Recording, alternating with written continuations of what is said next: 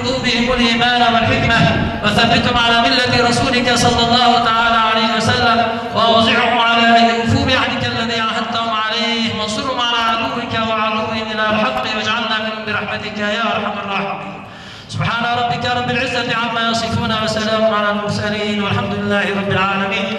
الحمد لله رب العالمين الرحمن الرحيم مالك يوم الدين إياك نعبد وإياك نستعين اهدنا الصراط المستقيم صراط الذين أنعمت عليهم غير المغضوب عليهم ولا الضالين.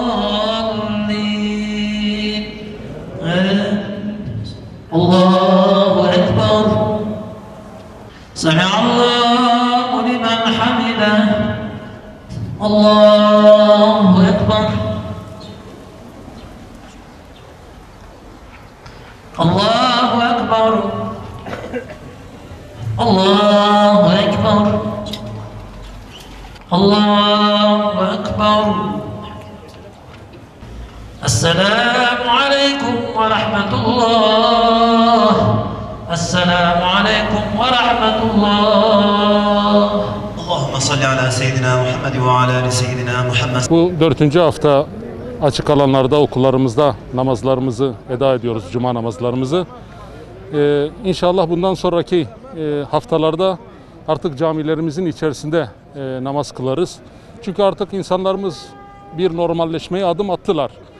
Gerek çarşılar olsun, pazarlar olsun, alışveriş yerleri olsun, kahveler olsun, bunların tamamı açıldı.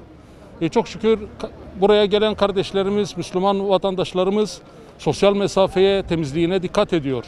İnşallah namazlarımızı camide eda edersek hem sosyal mesafeye de uymuş olacağız, temizliğimize de riayet edeceğiz.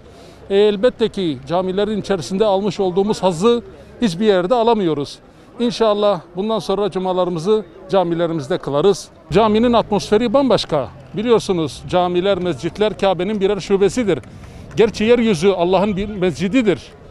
Burada da namaz kıldığımız vakit inşallah o hayrı almış oluyoruz ama caminin atmosferi bambaşka. Bizler camilerimizi istiyoruz. Bizler camilerimizi çok özledik. Bundan sonra inşallah namazlarımızı camilerimizde kılarız. Sadece cumalarımızı değil, 5 vakit namazlarımızın da artık camilerde kılınmasını istiyoruz. Uzun süredir açık alanda kılıyoruz. Bu zaruri bir durumdur, mecburiyetten ileri gelmektedir.